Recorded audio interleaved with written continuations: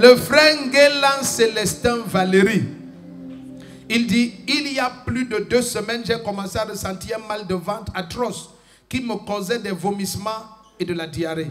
Et une extrême fatigue de jour en jour, la fatigue s'accentuait. Et j'ai commencé à faire mes besoins sur moi-même. Oh, tchai. Écoute, tout ce que le diable veut faire pour t'humilier, c'est ôter complètement de ton agenda, de ton calendrier, de ton destin.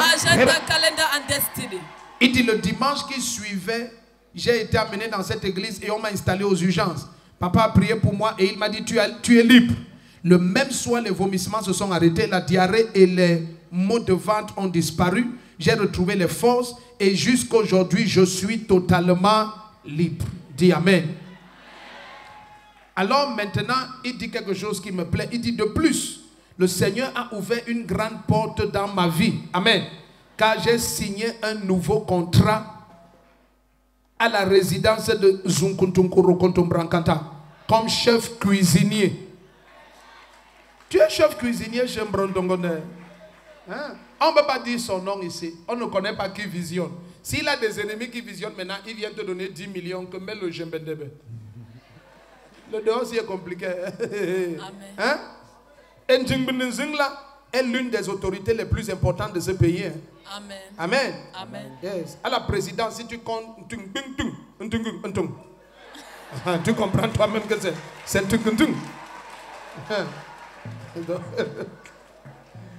donc tu es le chef cuisinier de Ntungungundung.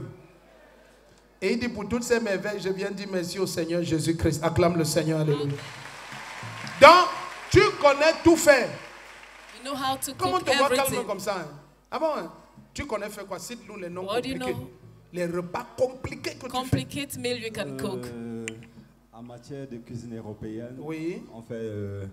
On peut faire la sauce à la crème fraîche, la sauce à la moutarde. Les Sama fait ça. Et Maman Chou fait ça. Dis-nous un truc compliqué que nous, on entend. Wow. On peut faire une salade de maquereau. Disons un maquereau frais, juste avec du... Apportez la spatule. Bon, quoi, tu peux faire quoi? Des quiches. C'est moi qui viens de dire ici là-dessus. Tu peux encore faire quoi? Les cakes. Ok. Là, vas-y, je vais te goûter. Mais tu es fort, n'est-ce pas? Très fort. Amen. Amen. Bon, ta plus grande référence, tu as servi où? J'ai servi pour le président Jean. Non, laisse d'abord. Tu as servi dans quel hôtel, restaurant, sans publicité? En fait, depuis ma sortie, je suis plus canalisé dans les... On peut faire la publicité de quelqu'un comme ça. Dans les résidences. Haute résidence. Tu n'étais pas dans les basses résidences. Le Seigneur t'élève. Il va encore plus s'élever. Il t'a encore plus élevé. Maintenant, il va encore t'amener maintenant. Alléluia. Si tu dis Amen, ta vie change. C'est un grand cuisinier. C'est un great cook. Donc, Maman Julie, pardon, prend son nom. Quand on casse souvent le jeune, on l'implique. Amen. Amen. Si on a les grands cuisiniers à l'église, il faut qu'on bénéficie.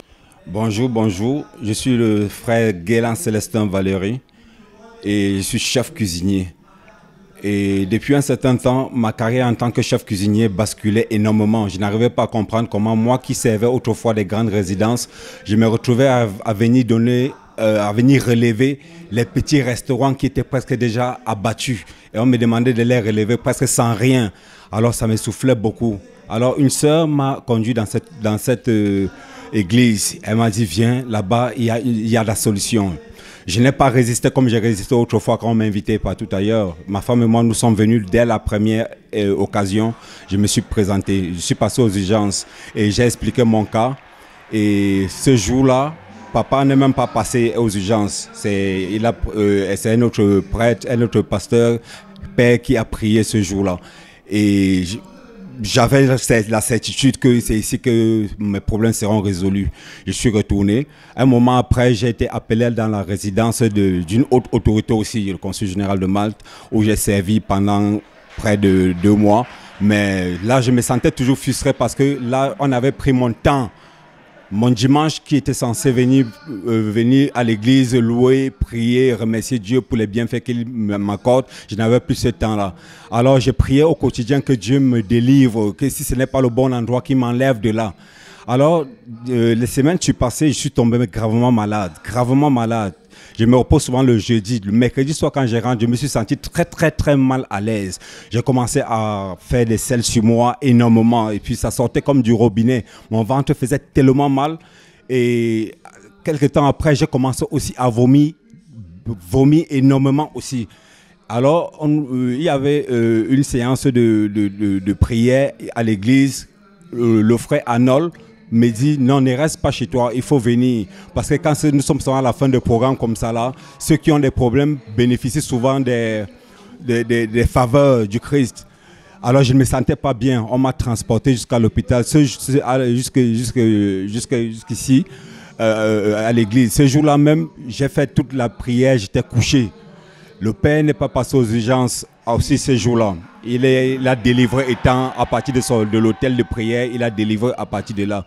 Je suis rentré. Le même jour où je suis rentré, les vomissements d'abord se sont coupés en soirée vers les 20h, 21h30. Les vomissements se sont coupés. Le lendemain matin, vers les 13h, 14h aussi, j'ai arrêté d'avoir mal au ventre.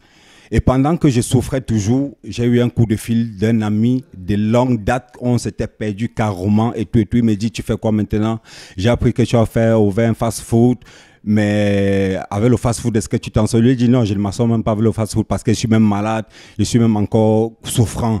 Et le fast-food même, j'ai envie de laisser ça en gérance libre parce que je n'ai même plus assez de temps. Il me dit, ok, parce que j'ai une grosse opportunité pour toi. J'ai un truc pour toi qui doit t'intéresser. Je sais que tu es habitué à ce genre de haute sphère. J'ai dit, ok, de quoi il s'agit? Il m'a fait part. Il m'a dit qu'il s'agissait de travail en tant que de travail à la résidence émerveillé parce que je n'y croyais plus. Je n'y croyais plus, moi qui étais autrefois habitué déjà à gérer les petits trucs. Alors le Seigneur m'a ouvert une nouvelle grosse porte. À la même seconde, la gouvernante de cette résidence m'a appelé, elle a pris mes coordonnées, on s'est fixé rendez-vous pour le lendemain. Alors que je ne me mettais même pas encore sur pied, je suis parti à l'entretien, je ne me mettais même pas encore sur jambes. Je suis parti avec mon carnet d'hôpital pour prouver quand même que la manière dont il me voyait faible, c'était que j'étais souffrant. Et puis il fallait que je présente de quelle maladie il s'agissait. Alors c'est comme ça que on a pris rendez-vous et tout. Je remercie beaucoup Dieu parce que celui qui ne croit pas en lui, vraiment, il est égaré. J'avais beaucoup de doutes auparavant, j'avais beaucoup de frayeur en moi. Le doute est parti et la peur aussi est partie.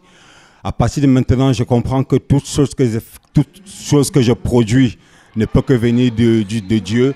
Et toute chose qui sort de ma bouche ne peut que être acceptée par Dieu d'abord. Je rends beaucoup grâce à Dieu parce qu'il est merveilleux, il est miséricordieux. Il m'a sorti de la boue. Vraiment, il m'a sorti de la boue, il m'a lavé, il m'a mis au sommet des richesses. Ça, je rends grâce à Dieu et je rends gloire à Dieu.